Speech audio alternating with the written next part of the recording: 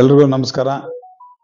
ಈ ದಿನದ ಪತ್ರಿಕಾಗೋಷ್ಠಿಗೆ ಎಲ್ಲ ಪತ್ರಕರ್ತ ಮಿತ್ರರನ್ನ ಸ್ವಾಗತಿಸ್ತಾ, ಏನು ನಮ್ಮ ಮುಖಂಡರಾದಂಥ ಪ್ರಧಾನ ಕಾರ್ಯದರ್ಶಿಗಳು ಈಚೆಗೆ ತಾನೇ DCC ಬ್ಯಾಂಕ್ ಡೈರೆಕ್ಟರ್ ಆಗಿ ಗೆದ್ದಂಥ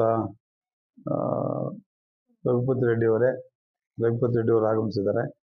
ನಮ್ಮ ಹಿರಿಯರು, ನಮ್ಮ ಪಕ್ಷದ ಮುಖಂಡರು ಆದಂಥ ಡಾಕ್ಟರ್ ಪ್ರಕಾಶ್ ಅವರು ಆಗಮಿಸಿದ್ದಾರೆ.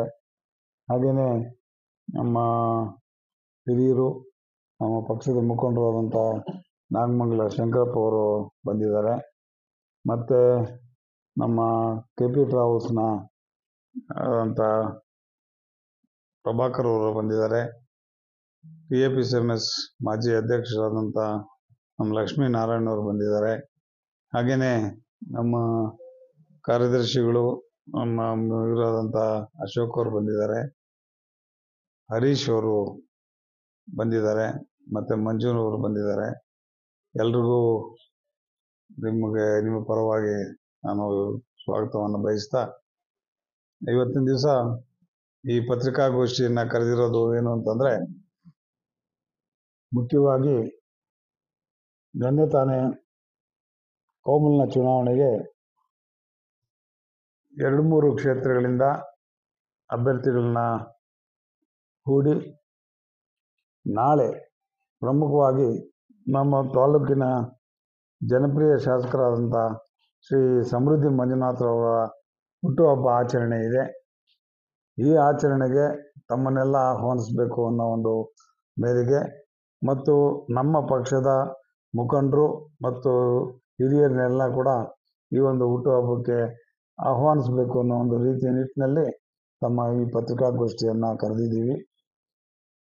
ಸಮೃದ್ಧಿ ಮಂಜುನಾಥ್ ಅವರು ಬೆಳಗ್ಗೆ ಆಂಜನೇಯ ಸ್ವಾಮಿ ದೇವಸ್ಥಾನದಲ್ಲಿ ಪೂಜೆಯ ನಂತರ ತಮ್ಮ ಗೃಹ ಕಚೇರಿಯ ಒಂದು ಇಂದಿರಾ ಕ್ಯಾಂಟೀನನ್ನು ಉದ್ಘಾಟನೆ ಮಾಡಿ, ಇಂದಿರಾ ಕ್ಯಾಂಟೀನ್ ಏನಂತಂದರೆ ಒಂದು ಆಸ್ಪಿಷಿಯಸ್ ಡೇ, ಒಂದು ಒಳ್ಳೆಯ ದಿನ. ಇವತ್ತು ಮುಳಬಾಗಿಲು ಜನತೆಗೆ ಒಂದು ಕೊಡುಗೆ ಕೊಡಬೇಕು ಅಂತೇಳಿ ಇಂದಿರಾ ಕ್ಯಾಂಟೀನನ್ನು ಅವರು ಪ್ರಾರಂಭ ಮಾಡ್ತಾ ಇದ್ದಾರೆ.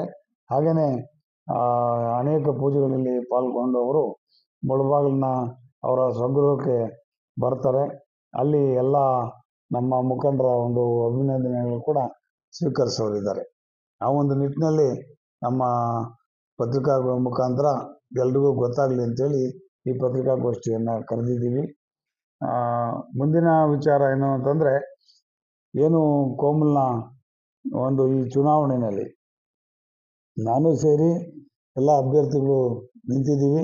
ನಿನ್ನೆ ನಾವು ನಮ್ಮ ನಾಮಪತ್ರವನ್ನು ಸಲ್ಲಿಸಿದ್ವಿ.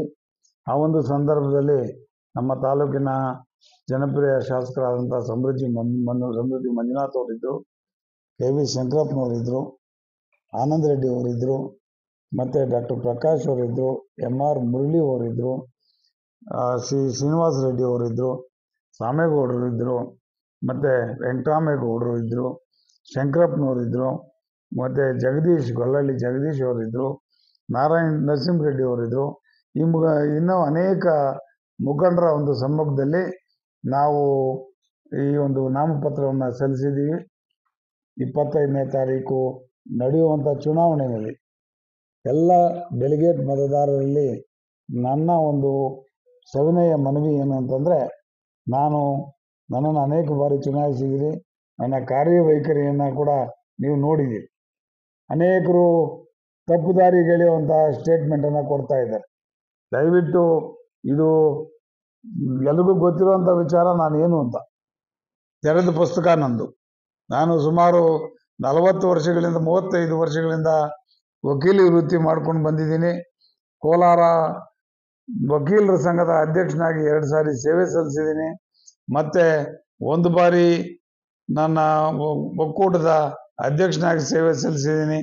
ಮತ್ತು 3 ಬಾರಿ ನಿರ್ದೇಶಕನಾಗಿ ಕೂಡ ನನ್ನ ಈ ಒಂದು ಸೇವೆಯನ್ನು ಮುಂದುವರಿಸ್ಕೊಂಡು ಬಂದಿದ್ದೀನಿ. ನಾನೇನಾದರೂ ಸರಿಯೇ ಇಲ್ಲ ಅಂತಂದರೆ ಈ ತಾಲೂಕಿನ ಜನತೆ ನನ್ನನ್ನು 3 ಬಾರಿ ಚುನಾಯಿಸ್ತಾ ಇರಲಿಲ್ಲ. ಆ ಒಂದು ನಿಟ್ಟಿನಲ್ಲಿ ಜನರ ಆಶೀರ್ವಾದ ಕೋರಿ 1 ಬಾರಿ 3 ಹೋಟೆಲ್ ಸೋತಿದ್ದೀನಿ. ಮೂರು ಓಟಲ್ಲಿ ಅದು ಕೂಡ ನಮ್ಮ ಕೆಲವು ಹಿತಾಸಕ್ತಿಗಳ ಒಂದು ಇದರಿಂದ ಸೋತೆ ಹೊರತು ಅದು ನನ್ನ ಸೋಲಲ್ಲ, ಅದು ಕೂಡ ನನ್ನ ಗೆಲುವೆ. ಈ ಬಾರಿ ಕೂಡ ಜನ ನನ್ನ ಕೈ ಹಿಡಿತಾರೆ, ಡೆಲಿಗೇಟ್ಸ್ ನನ್ನ ಕೈ ಹಿಡಿತಾರೆ. ಈ ಚುನಾವಣೆಯಲ್ಲಿ ಅಭೂತಪೂರ್ವವಾದಂತಹ ಜಯವನ್ನ ದಾಖಲಿಸ್ತಾರೆ ಅಂತೇಳಿ ಮತ್ತು ಎಲ್ರಿಗೂ ಕೂಡ ಸವಿನಯವಾಗಿ ಪ್ರಾರ್ಥನೆ ಮಾಡಿಕೊಂಡು ನನಗೆ ಮತ್ತು ನಮ್ಮ ಪಕ್ಷದ ಎಲ್ಲ ಏನು ಚುನಾವಣೆಗೆ ಸ್ಪರ್ಧಿಸಿದಾರೋ ಅವರೆಲ್ಲರಿಗೂ ಕೂಡ ಮತವನ್ನ ನೀಡಬೇಕು ಅಂತೇಳಿ ನಮ್ಮ ಸಾಮೇಗೌಡರು ಮತ್ತೆ ಮಹಿಳಾ ಅಭ್ಯರ್ಥಿಯಾದಂಥ ಇವರು ಲಕ್ಷ್ಮೀ ಪ್ರಿಯಾರವರು, ಇವರು ಎಲ್ಲರೂ ಕೂಡ, ಯಾಕಂದ್ರೆ ಜಿಲ್ಲೆಯಲ್ಲಿ ಆಕೆ ಹೆಸರನ್ನ ಮುಂಚೂಣಿಗೆ ತಂದಿದ್ದಾರೆ ನಮ್ಮ ಜಿಲ್ಲಾ ನಾಯಕರು. ಹಾಗಾಗಿ ಎಲ್ರಿಗೂ ಕೂಡ ಮತವನ್ನ ನೀಡಿ ಗೆಲ್ಲಿಸಬೇಕು ಅಂತೇಳಿ ಈ ಮೂಲಕ ಪ್ರಾರ್ಥಿಸ್ತಾ ಇದ್ದೀನಿ. ಅಂದ್ರೆ ಇನ್ನೂ ನಾಮಿನೇಷನ್ಸ್ ಫೈನಲ್ ಆಗಿಲ್ಲ, ವಿತ್ಡ್ರಾವಲ್ಸ್ ಆದ್ಮೇಲೆ ಅದು ಗೊತ್ತಾಗ್ತದೆ. ನೋಡೋಣ, ಅಂತಿಮ ಪಟ್ಟಿನಲ್ಲಿ ಯಾರಿರ್ತಾರೋ ಅವರೇ ನಮ್ಮ ಎದುರಾಳಿಗಳು. ಊಹಾಪೋಹ ನಮ್ಗೇನ್ ಗೊತ್ತಿಲ್ಲ, ಅದು ವಿತ್ಡ್ರಾ ಆದ್ಮೇಲೆ ಗೊತ್ತಾಗ್ತದೆ. ನಮ್ಗೇನು ಅದ್ರ ಬಗ್ಗೆ ಮಾಹಿತಿ ಇಲ್ಲ. ಹೌದು